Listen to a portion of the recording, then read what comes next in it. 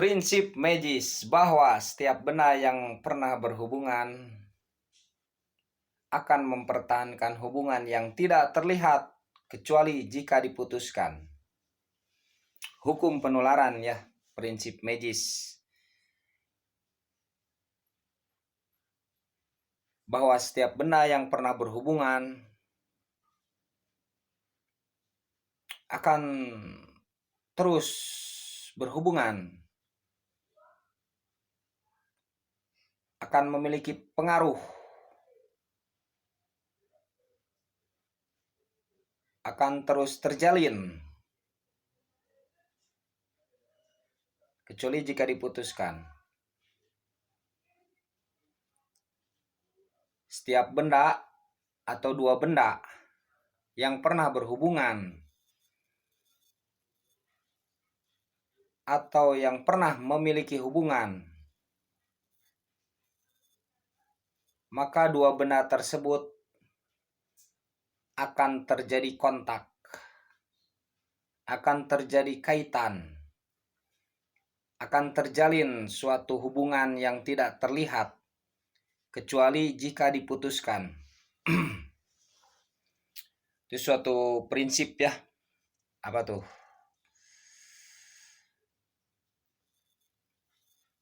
Hukum penularan begitu ya, hukum penularan. Kalau saya tidak salah begitu, hukum penularan ya.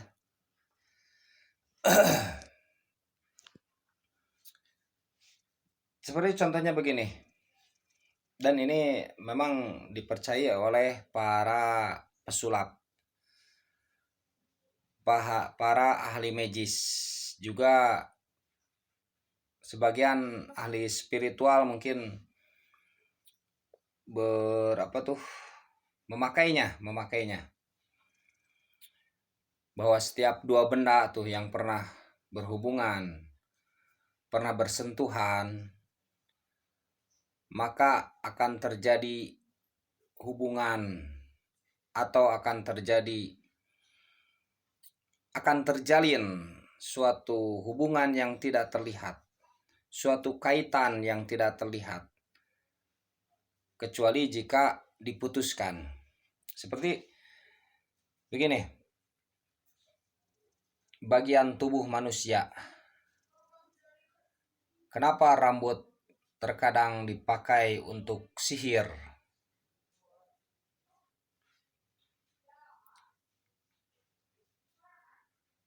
Karena dia berhubungan dengan kita. Sehingga ketika rambutnya diambil kemudian dimantrai dengan syarat-syarat tertentu, ritual tertentu, maka kemungkinan misalkan dipakai untuk pelet, misalkan untuk memikat, maka tentu saja dipercayai oleh ahli magis tuh bakal terpikat orang tersebut karena rambutnya telah diucapkan mantra. Ketika dia terpisah, kita ambil, maka jiwa seseorang yang rambutnya diambil tuh akan terus ingat kepada seseorang itu. Dipahami ya?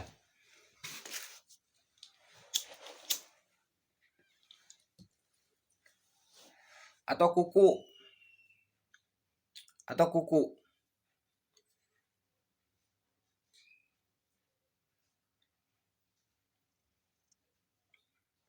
Makanya hati-hati kalau rontok rambut tuh kita kumpulkan ya. Kalau orang tua dulu tuh dikumpulkan, kemudian dikubur di pot, kadang dibasahi. Biar apa? Biar subur lagi, begitu kan? Prinsip magis tuh. Setiap dua benda yang pernah berhubungan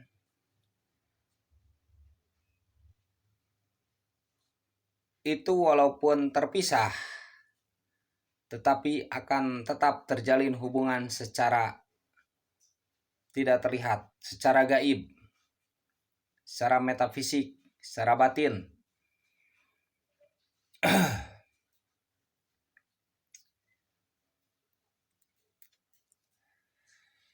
Dipahami kan? Makanya bagian tubuh kita tuh, apalagi bagian tubuh manusia ya, bagian tubuh manusia tuh memang harus dimuliakan tuh. Kita jangan sembarangan. Kalau menggunting kuku tuh, memotong rambut, ambil tuh rambutnya kalau bisa. Karena itu akan berhubungan ketika rambut kita tercecer ke tanah, kemungkinan simbolnya tuh akan dihinakan. Kececer gitu ya, ke jalan gimana, kan begitu. Makanya kita harus memuliakan. Atau ada orang yang memakai prinsip ini untuk cara yang tidak baik, secara norma ya, tidak baik. Rambutnya tuh diambil, kemudian kita, misalnya rambut saya nih pernah rontok, kemudian ada orang yang benci misalkan, jangan sampai ya. Ada orang yang benci, rambut saya diambil tuh, kemudian disimpan di kuburan yang tidak ditempati, yang tidak tidak dikunjungi, kuburan yang terpencil. Itu bisa berbahaya. Ini saya sebagai pengetahuan saja ya, ada prinsip seperti begitu, kalau saya tidak salah ya, dan tidak lupa begitu. Mungkin Anda memahami prinsip itu ya, memahami barang yang menempel di kita. Atau baju nih, baju.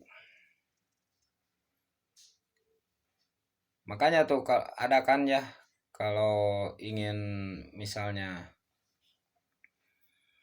pasangannya kembali kan, kita ambil saja bajunya atau pakaiannya kan begitu ya. Pakaian, kemudian kita mantrai dengan ritual tertentu, dengan cara tertentu, maka dia akan kembali jika benar cara pengucapan mantra dan jika benar cara ritualnya.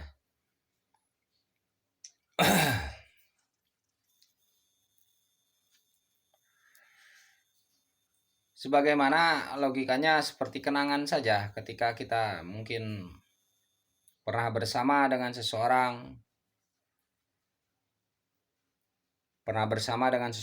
tuh,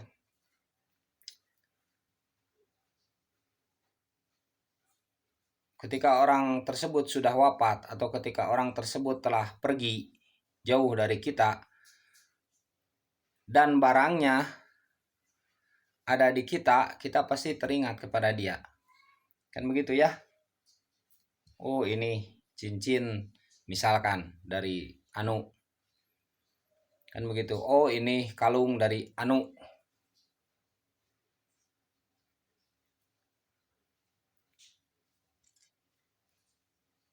Kita akan teringat kepada dia secara tidak langsung dengan melihat barangnya. Dan kemungkinan ketika kita teringat kepada dia, dia pun teringat kepada kita. Ada yang berpegangan begitu. Dipahami kan? Ada yang berpegangan begitu.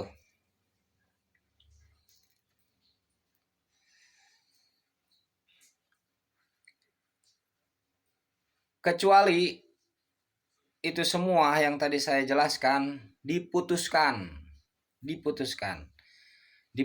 secara paksa atau diputuskan dengan sukarela kita.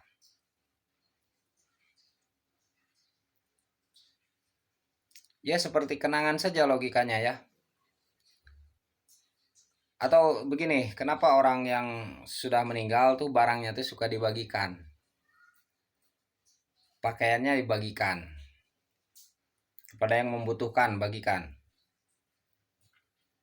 Itu salah satu cara untuk merelakan. Jangan sampai ketika orang tersebut wafat, kita tidak rela, kan begitu.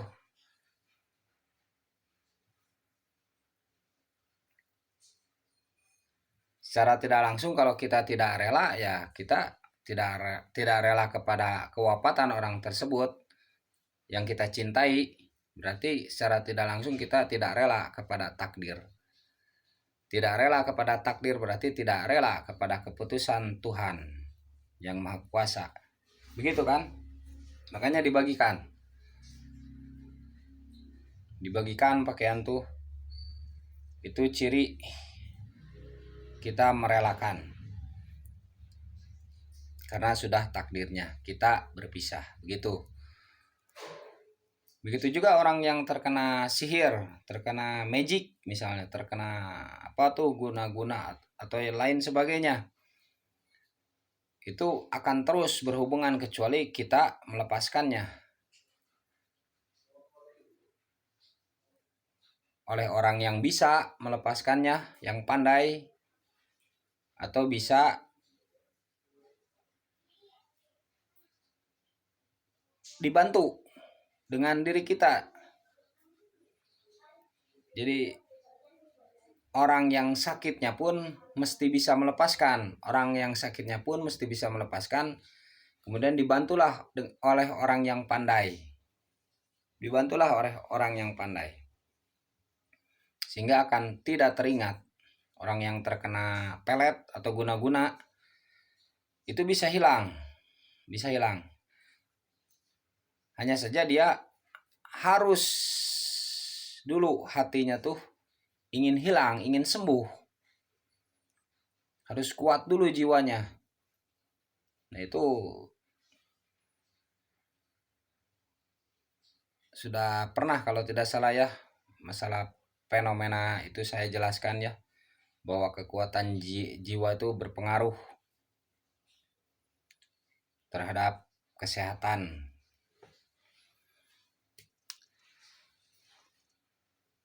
Kan kalau kita kena gendam tuh kita akan teringat terus malas makan, malas kerja, malas segala macam. Itu cirinya. Malas, pengennya melamun. Begitu. Nah, mesti yang sakitnya dulu berani melepaskan penyakit yang ada di dalam dirinya. Baru orang bisa tuh membantu.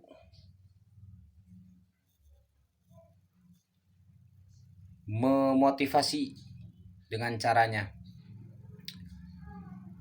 Keluarganya memotivasi, mendukung untuk melepaskan ingatan orang yang sakit tersebut kepada si Anu. Begitu caranya.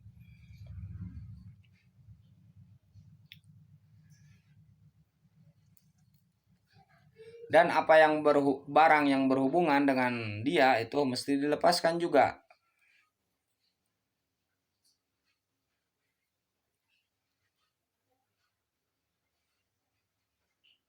Dipahami kan?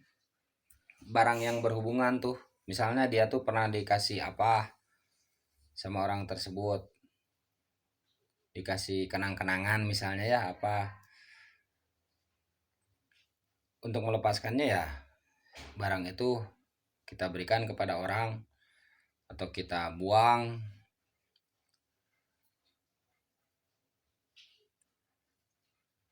Jika memang dia tuh terkena pelet atau gendam,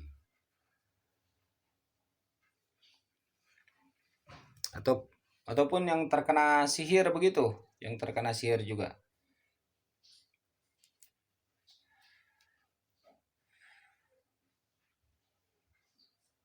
Maksudnya sihir tuh, maksud saya tuh terkena pengaruh, jangan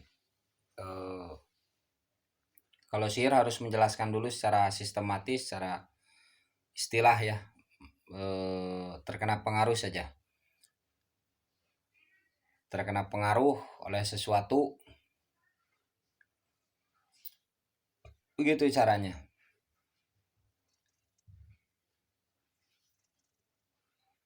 Karena menurut prinsip tadi kan begitu. Jadi dua benda tuh yang pernah berhubungan akan terus berhubungan.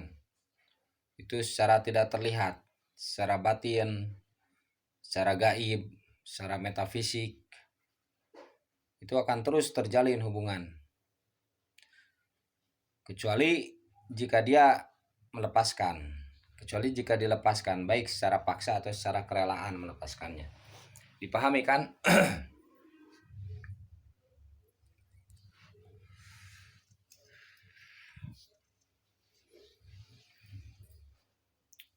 Karena menempel, pengaruh ini menular. Makanya kan ada yang menyebutnya hukum penularan.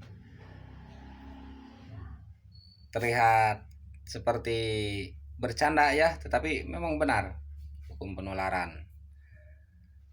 Jadi apa yang kita gunakan, apa yang kita pakai sebenarnya bisa jadi media tuh, bisa jadi media.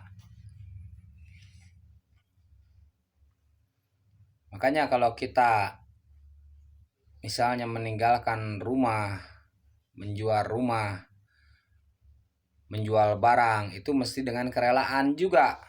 Mesti dengan kerelaan juga. Ketika kita melepas sesuatu dengan kerelaan.